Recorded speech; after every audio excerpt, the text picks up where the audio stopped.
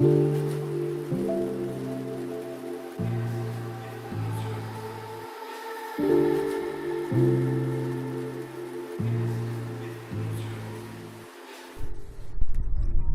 à tous, on se retrouve aujourd'hui en Guadeloupe où on est venu pour voir Sacha Donard, donc le skipper que la Team TS suit, et on va aller le rencontrer à la marina en Guadeloupe. A de suite.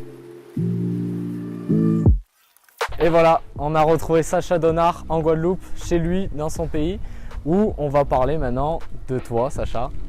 Comment ça va? Ça va et toi Thibaut? Déjà merci d'être avec moi en Guadeloupe. Avec plaisir, ça fait toujours plaisir de revenir en Guadeloupe, ici dans ce magnifique endroit, cette magnifique île. Pour ceux qui ne te connaissent pas, est-ce que tu pourrais un peu te présenter aussi pourquoi la marina? Alors pourquoi la marina? Alors déjà qui je suis, donc Sacha Donard, je suis un skipper donc, de 32 ans qui est né en Martinique et dans le moment découvert la voile en Martinique et depuis maintenant quasiment plus de 8 ans en Guadeloupe. Et avec certains projets dont on va pouvoir parler tout à l'heure. Mais voilà, et donc on est à la marina aujourd'hui parce que dans mon univers, la voile est l'une de mes passions. Et donc on va justement parler de ces projets qui ont autour de la voile. Ok, bon on va tout découvrir avec Sacha dans un instant. Est-ce que tu peux présenter maintenant la Team Viking Forever? Alors la Team Viking Forever est une association qui s'est montée il y a maintenant un peu plus d'un an. Et qui avait comme projet des transatlantiques et de permettre la pratique de la voile pour tous et à tout public en fait. On a décidé de s'ouvrir vraiment vers les publics handis, les publics valides, à travers différents supports, donc en particulier le Classe 40, qui est un bateau de 12 mètres 20 qu'on utilise pour les courses transatlantiques, et en particulier la route du Rhum et la Jacques Vabre. Et c'est dans cette association donc nous sommes deux skippers à être présents, à savoir donc Alain Reynaud, qui est mon co-skipper, 64 ans, un jeune qui a décidé de se lancer avec moi dans l'aventure, et moi-même en tant que président de l'association.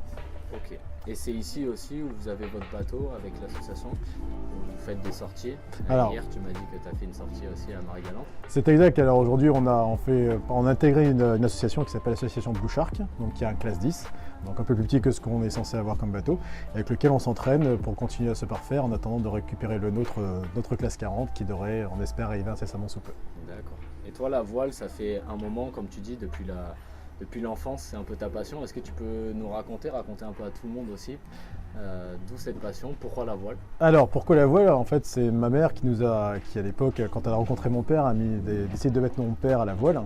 Et quand nous sommes nés, on a vécu la grossesse en mer et dans différents bateaux.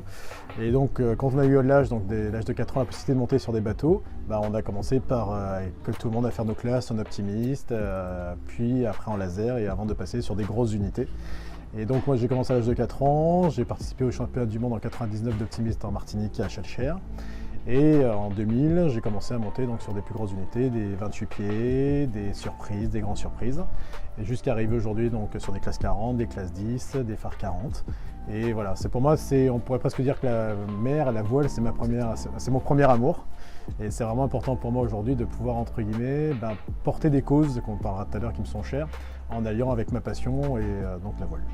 C'est vraiment une histoire de famille, la voile, depuis c'est ça, c'est une histoire de famille. Donc mon père y est, mes deux petits frères y sont aussi. Donc on se challenge souvent quand on était sur les mêmes eaux, on va dire, avec mes frères Martinique et en Guadeloupe. On se challengeait souvent sur différents supports. Aujourd'hui mes frères sont à Marseille. Donc j'ai la chance quand je vais à Marseille de pouvoir naviguer sur le Figaro 2 de mon frère. Oui, j'ai fait une session cet été. Ce qu'on a vu sur tes réseaux sociaux. Exactement, une session à plus de 30-35 nœuds de vent et avec 17-18 nœuds de moyenne ce SPI, qui était vraiment une belle promesse.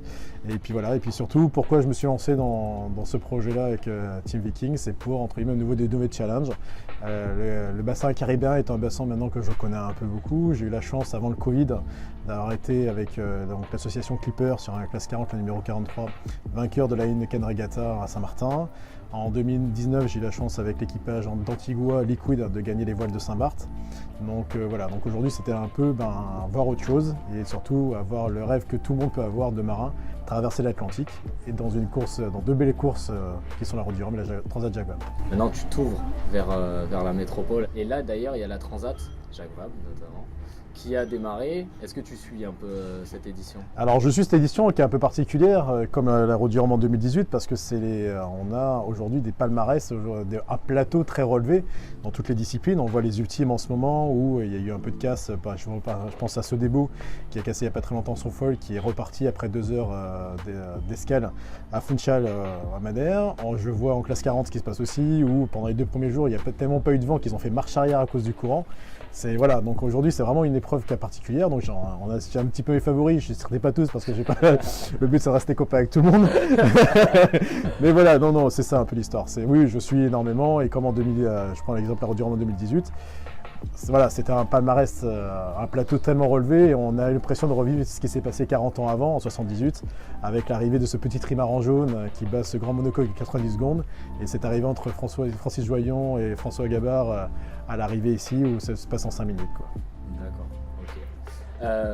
Pour expliquer, donc tu vas faire la Transat Jacques Vabre 2023 pardon, et la Route du Rhum 2022. La Route du Rhum, l'arrivée, c'est ici, à la Marina. C'est exact. La Transat Jacques Vabre, c'est en Martinique. Donc en fait, ça lie un peu tes deux amours. Voilà, mais les 2 îles sur lesquelles je vis, voilà, la Route du Rhum, commencer par la Route du Rhum et arriver en Guadeloupe, où je suis installé maintenant depuis un certain temps, et retourner à mes premières sources, mes premiers amours également en Martinique, pour retrouver les copains également sur les différents plans d'eau. Ouais. Parfait, tout est lié. Est-ce que tu peux nous expliquer un peu comment ça se passe ta préparation? Là, on sait que tu devais participer à cette édition. Il y a eu du changement. Comment toi tu apprivoises tout ça? Comment tu te prépares aussi mentalement, physiquement? La recherche de sponsors, c'est très important. Que tu peux nous expliquer alors, c'est vrai que donc, on espérait pouvoir participer en 2021 à cette édition de la Transat Jacques Vabre, la 15e. Malheureusement, ça n'a pas pu se faire parce qu'on n'arrivait pas à trouver et financer le bateau qu'on souhaitait acquérir et autres. Donc on a décidé de laisser passer cette 2021 et de recommencer de tambour battant. Donc on s'est relancé grâce à la boîte de com Tendance Sport dans les recherches de partenaires, qu'on espère vraiment finaliser assez rapidement d'ici fin d'année 2021, début d'année 2022, qui nous permettra de pouvoir nous lancer à l'aventure sur la Route du Rhum et la Transat Jacques Vabre. Et voilà, donc préparation physique, je continue toujours à m'entraîner. Voilà, j'ai un programme spécifique que je suis chaque jour et chaque semaine, où je fais un débriefing avec les différents partenaires qui me suivent sur ce côté-là. Préparation mentale, alors je ne me suis pas encore lancé dedans, mais je commence à travailler un peu sur toutes les phases de sommeil, qui sont pour moi les jours les plus importantes. En particulier lors des premiers jours dans le golfe de Gascogne, où on va très peu dormir et il va falloir surtout croiser les cargos, les chalutiers et autres. Donc voilà, je travaille on va dire certaines phases un peu de manière éparse, de manière pour être vraiment très efficient lorsque le gong sonnera pour le premier départ de la Route du Rhum. Ouais, c'est une vraie préparation comme tout sportif. C'est ça. C'est une réelle aventure. L'avantage, là tu parlais tout à l'heure des sponsors, de la recherche aussi, de la communication. Toi c'est une aventure de 2 ans par rapport à peut-être d'autres sportifs qui eux c'est seulement un événement. Donc c'est un avantage aussi pour tous les sponsors qui potentiellement pourront te suivre. C'est un avantage, et là on parle de 2 ans, mais on pourrait parler de plus parce que voilà, j'ai peut-être d'autres ambitions. Pour pas citer le Vendée Globe en 2028 ou en 2032, mais voilà, on va quand même en parler parce que c'est important d'en parler. Mais oui, c'est sûr que aujourd'hui, c'est une aventure que les partenaires avec qui je m'engage, c'est pas pour une année. On part vraiment sur 2 ans. Le but étant vraiment de pouvoir se fidéliser et fidéliser également leurs équipes à travers des team building, à travers pas mal de choses, pour justement m'accompagner dans ces différentes aventures et surtout m'accompagner sur un volet sportif, mais également un volet social. Justement, ce volet social, on allait en venir. Qui tu suis? Je sais que tu es parrain de 3 associations. Est-ce que tu peux nous parler de ces associations et pourquoi ces associations? Alors aujourd'hui, je suis parrain. Nous avons la chance avec Alain d'être le parrain de 3 associations, à savoir Tous en Bleu Solidarité Autisme, l'association CERAC qui œuvre pour les sourds et les malentendants, donc pour l'inclusion professionnelle et l'inclusion sociale de ces personnes, et également les Képi Pescalune, qui œuvre pour les orphelins et les enfants malades en milieu gendarmerie. Alors pourquoi ces 3 associations? Dans une autre vie que j'ai eue, j'ai fait du théâtre et ma présidente de ma troupe de théâtre était présidente également de l'association Tous en Bleu Solidarité Autisme, et on parlait beaucoup avec son cœur et autres, et donc c'était important pour moi entre guillemets de valoriser cette association qu'on a toujours soutenue à travers notre troupe de théâtre, et de me dire que la mer est également un vecteur de communication, un vecteur de projet, et qu'on a très peu de chance de voir ce genre de personnes entre guillemets atteintes de handicap inclus dans le monde professionnel, dans le monde de la voile. Et donc c'est important pour moi de servir la voile comme vecteur de communication. Donc c'est pour ça qu'on s'est tourné vers eux. L'association CERAC, c'est pareil. Les personnes sourdes et malentendantes sont parfois un peu délaissées de côté, alors qu'elles ont plein de choses à nous faire découvrir, plein de choses à nous apprendre. Nous avons eu la chance avec l'association Clipper de faire sortir justement des sourires malentendants sur la classe 40.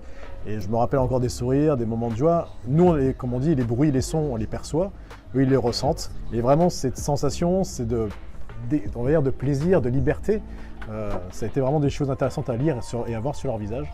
Et c'était important pour nous, pour moi en particulier, de pouvoir justement mettre ces 2 associations en valeur. Et les Képi Pescalune, donc la secrétaire de l'association, Marguerite Decoy, qui est adjudante au sein au milieu de gendarmerie, maintenant qui est passée côté militaire.